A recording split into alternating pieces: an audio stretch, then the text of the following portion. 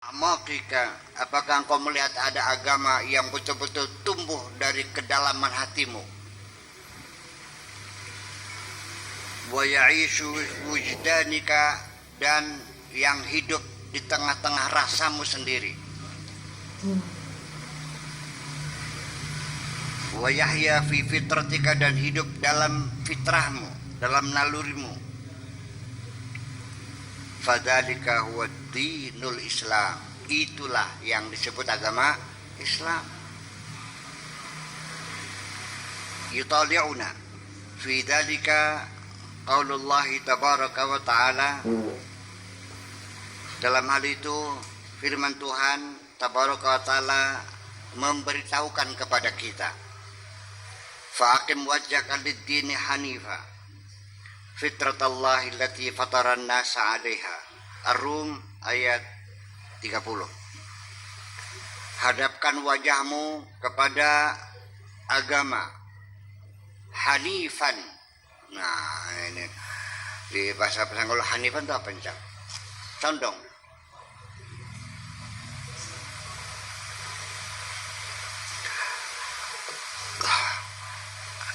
Artinya bahwa apa yang kita yakini dalam agama ini,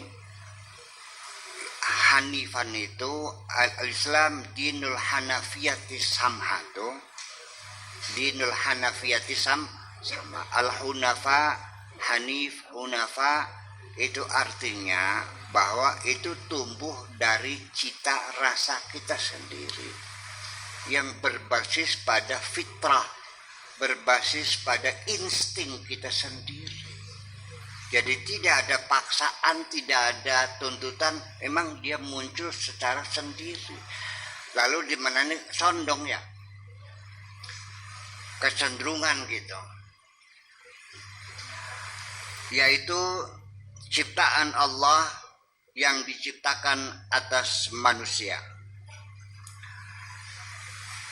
Di dalam surat Al-Baqarah, sibghatallahi wa man ahsanu minallahi sibghah, ciptaan Allah. Sibghah itu celupan itu artinya ciptaan. Siapa yang lebih baik ciptaannya dari Allah? Wa qaulu Rasulillah sallallahu alaihi wasallam, kullu mauludin yuladu 'alal fitrati. Semua bayi lahir dilahirkan dalam keadaan fitrahnya, sesuai dengan fitrahnya, sesuai dengan instingnya. Fa'abawahu yuhawidanihi, kedua bapaknya, ibu dan bapaknya lah yang menyebabkan anak itu menjadi Yahudi. Au yumajjisani, atau membuat kedua anak itu menjadi Majusi. Au yunassiranihi, atau membuat anak itu menjadi Nasrani. Al-Bukhari. Orang tua. Kita juga jadi Islam ya karena kita keluarnya dari orang tua yang beragama Islam. Kalau kita keluarnya dari agama Hindu,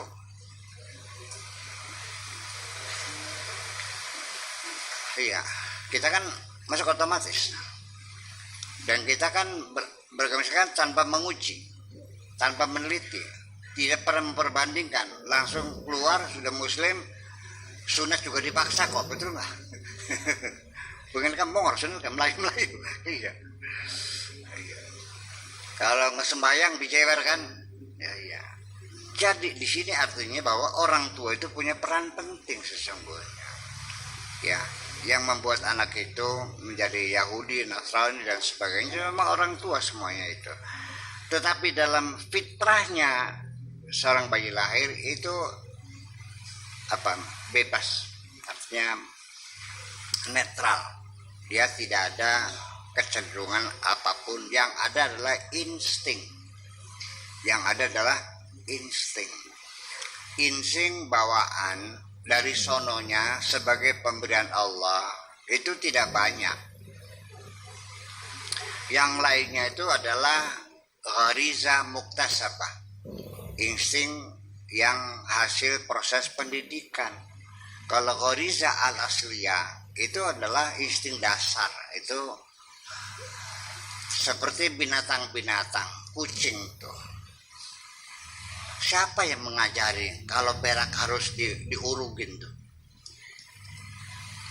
Siapa yang ngajarin kucing gedong-gedong anaknya digigit, dipindahkan sampai berkali-kali pindah lagi, cari makan tikus lalu dia ngasih susu, ada kasih sayang. Itu bukan pendidikan, memang dari sono.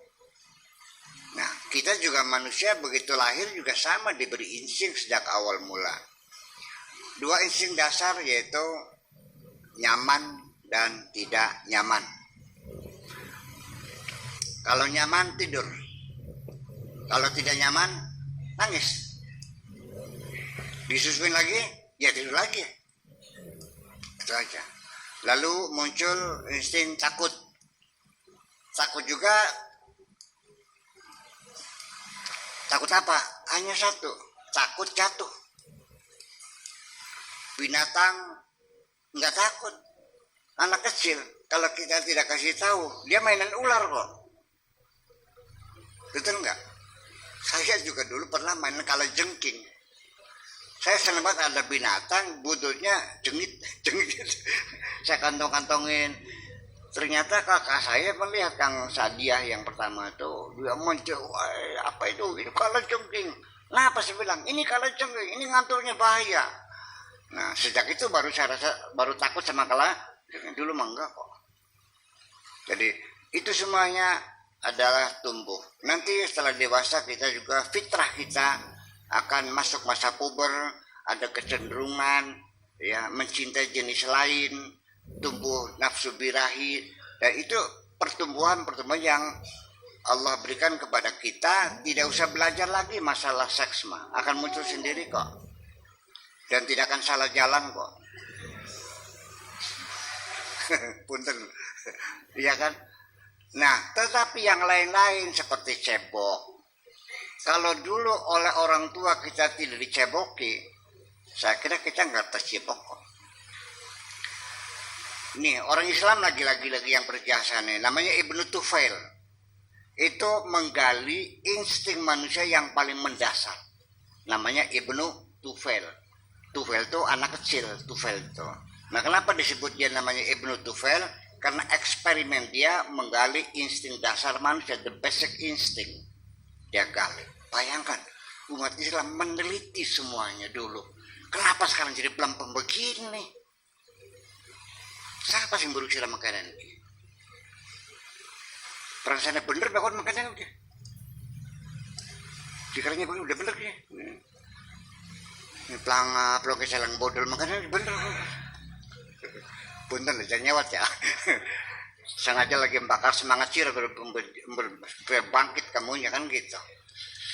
Tapi bangkitnya bukan merusak ya, bangkit untuk membangun negeri ini kan gitu. Kira-kira Islam ikut menyumbangkan kemakmuran di negeri ini, gitu maksud saya. Oke.